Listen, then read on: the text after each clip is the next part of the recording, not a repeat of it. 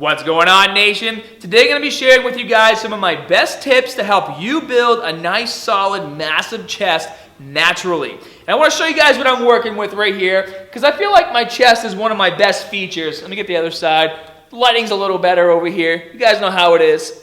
Boom! I feel like whether I'm coming from the side or I'm standing straight on, my chest is one of my most dominant features. It enters the room first, you know, which might sound a little weird to say, but what I'm basically trying to get to is I know one of the biggest questions that you guys ask me is how to build a big chest naturally, and I really want to help you get there, and I want to give you the information, the tools you need in order to build that big chest. And you might have noticed that the title is kind of stabby, you know, it's a bit on the angry side, and it could be angry for a few different reasons. Maybe it's more on the angry side because I've been watching some videos of some newer fake natties on YouTube giving bullshit advice that only worked for them because they're fake natural, but it won't work for you because of the reason I just said. Or maybe it's because I just got a flat tire and now I got to fix it after this video. I guess we'll never really know what the answer is, but I bet you can figure it out. And also, before we get started, two quick announcements. Number one, I just started working with Gronk Fitness. I got this new power rack they just sent me over the weekend. I got it set up. I'm really excited about it. And for those of you guys who are Patriots fans, you definitely know who the Gronk is. And I'm really excited to be working with them. Their website's Gronk Fitness. If you guys want to check it out, they sell all kinds of great stuff, especially if you have a home gym.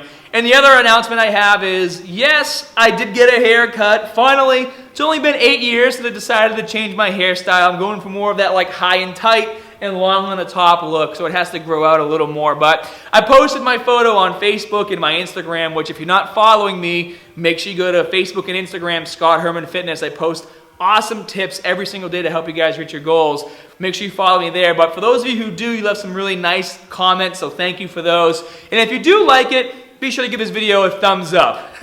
But enough chit chat, let's get right into the tips. And I'm going to kind of speed through this video because I want you guys to take these tips and go to the gym and apply them, you know, almost immediately. I don't want to get into a long-winded conversation as to why everything works the way I'm going to explain it to you, because at the end of the day, it's not really rocket science. It's very simple tips that's going to help you increase the size of your chest, even doing the same workouts you're doing now. So first things first, we're going to talk about what you should be doing as soon as you walk into the gym. So as soon as you walk into the gym, obviously you warm up your shoulders, do all that stuff.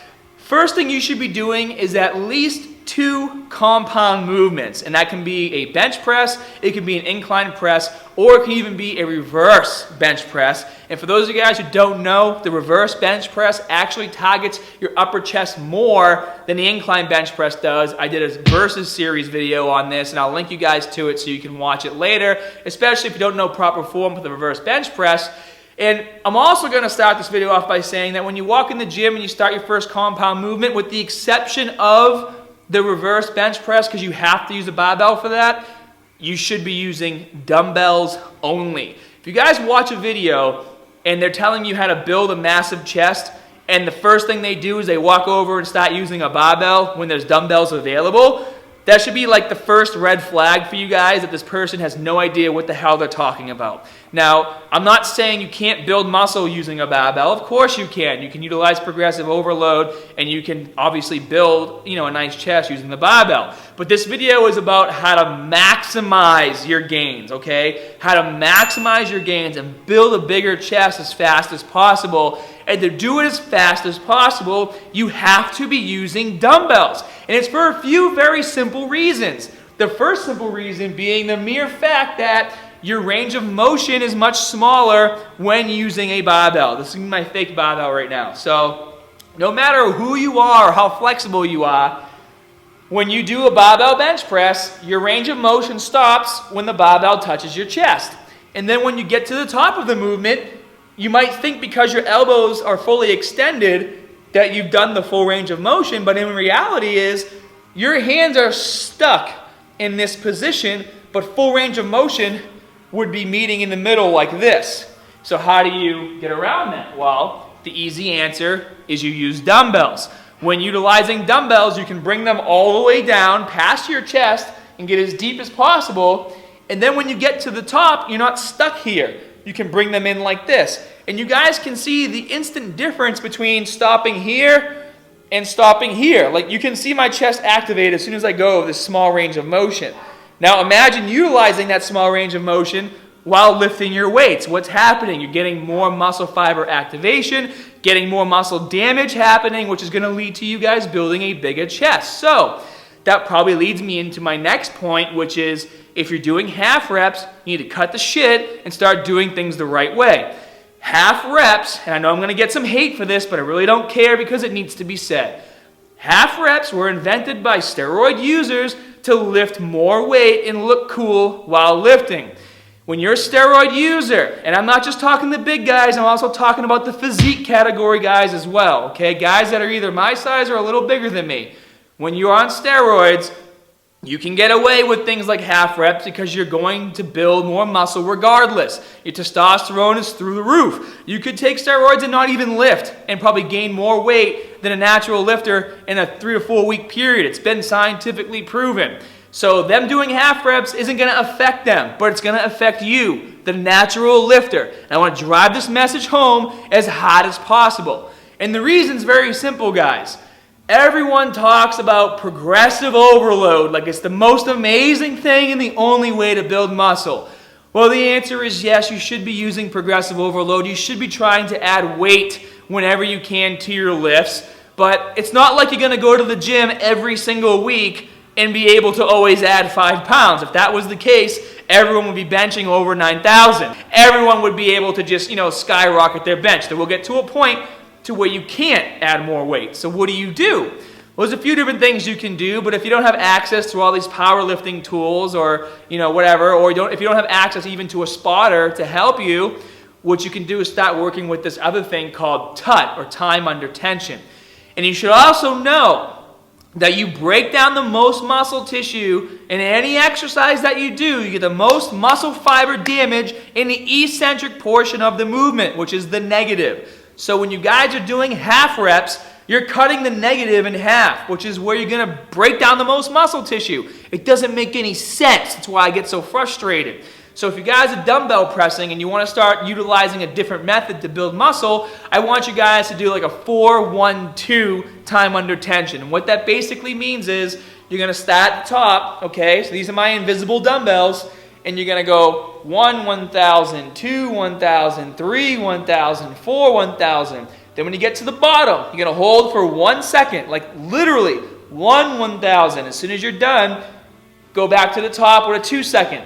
1,000, 2, 1,000, just like this. And you do a set of 6 to 8 repetitions like that. I guarantee if you're doing like 90, 100-pound dumbbell presses, do 8 reps like that with 60s or 65s, and it's going to be a whole new world of pain for you. And you got to learn how to utilize these other methods to manipulate your workouts to get as much out of them as possible. So that's the other side of it. And a lot of people complain that, they do half reps because it keeps tension in the muscle. I mean, guys, don't fall for this stupid stuff, okay? If you're at the top of your bench press, okay, let's say I'm holding my invisible dumbbells right here. If you really think there's no tension in your chest, you're out of your mind. There is tension in your chest. And the other part of it is, if you think there's no tension in your chest, instead of just holding them up here and chilling, maybe listening to your music, whatever you're doing, how about you flex your chest as hard as you can and you force that contraction in your chest. And instead of just holding your hands up here, relaxing, you're flexing your chest as hard as you can. So that then as soon as you come down, those muscle fibers are always activated and they stay activated throughout the entire set. So there's ways, obviously, to make sure you're getting as much muscle fiber breakdown as possible. But I guess the other point I want to make is you will get to a point where you can't do any more repetitions. Like when I'm in the gym and I try to help people, which can get frustrating at times, and I'm like, why are you only going halfway? I'm like, well, because I want to keep tension in the muscle.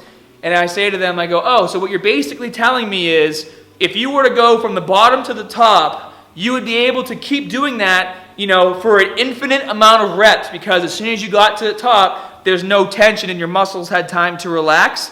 So why don't you do that right now? Because I want to sit here and watch you. And they look at me like I'm crazy, obviously, but the point I'm trying to drive home is there will be a point in time where you will not be able to do any more repetitions because you've completely exhausted the muscle. So that tension excuse, see you later, get out of here. We'll throw even a flex at it so it never comes back. So that's the first part of it. The second part of this, guys, is as soon as you finish those first 2 compound movements, I want you then to finish your routine with 2 or 3 isolation movements. And it can be doing a cable machine or it can be utilizing dumbbells. I like to do flies, so upright flies, middle flies, downright flies, or you can even go over and try to isolate your chest. It's one of my favorite things to do by doing dips. And for those of you guys who don't know the difference between doing a dip for triceps and a dip for chest, I'll post a link to one of my videos explaining the differences. And even with that exercise, guys, you need to make sure you're going all the way down and all the way up and focusing on squeezing your chest, okay? Every single repetition. And when you guys are doing the dumbbell flies or cable flies, you have to make sure that you're going, if you're doing dumbbells, for example, so let's pretend I'm doing a flat bench dumbbell fly, okay? You have to make sure that you're coming all the way down. I keep a slight bend in my elbow, all the way down, and feel that stretch through your muscle. Another important tip for you guys is you actually will get more muscle damage by doing movements that work the muscle in a stretched position. And flies are perfect for that. You come down, your chest is stretched, and then when you come up, you contract it as hard as you can. You'll see people on YouTube coming down and doing this bullshit, and they're stopping halfway. Okay, let me show you guys the difference. So, stopping halfway is here, which is what they do, versus all the way down and all the way up. You can see the right chesticle is way more contracted than the left one. What does that mean? More work, more muscle fiber damage, more breakdown, more regrowth. Boom, it's that easy.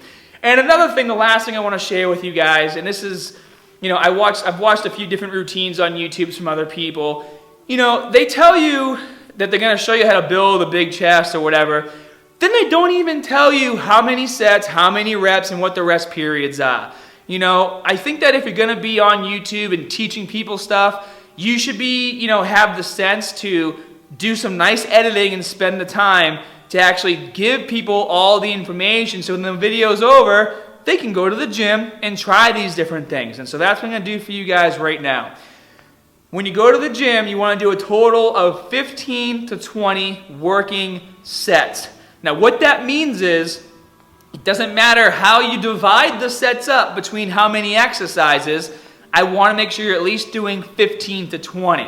So that could mean you're doing, 4 sets on a flat bench, 4 sets on an incline bench, and what is that? That's 8 total sets. So if you're doing 15, that means you have 7 sets left. Or if you're doing 20, it means you have 12 sets left. So let's say you're doing 20, and now you have 12 working sets left. So what can you do? You can divide that up between 3 exercises. So let's say up to low to high fly, a middle fly, and a downright fly, and do 4 sets each. That's what it means whenever I say total working sets. It's the amount of total sets that you're doing throughout the entire workout. So I know there's a lot of information in this video, and I know I've probably dispelled a few different things or made a few of you guys angry.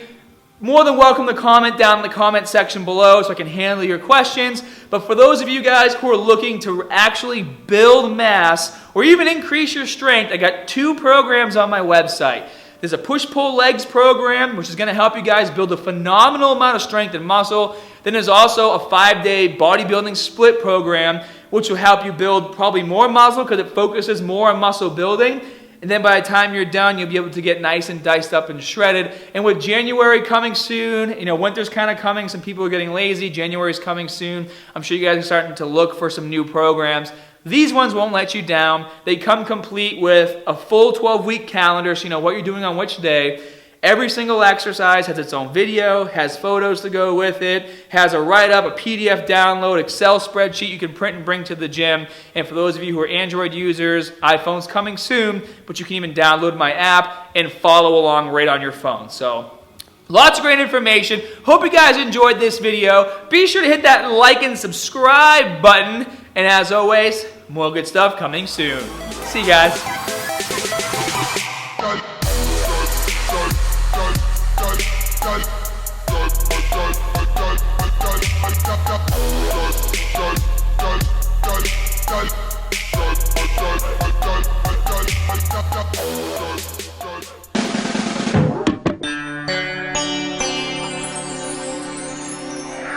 Bye.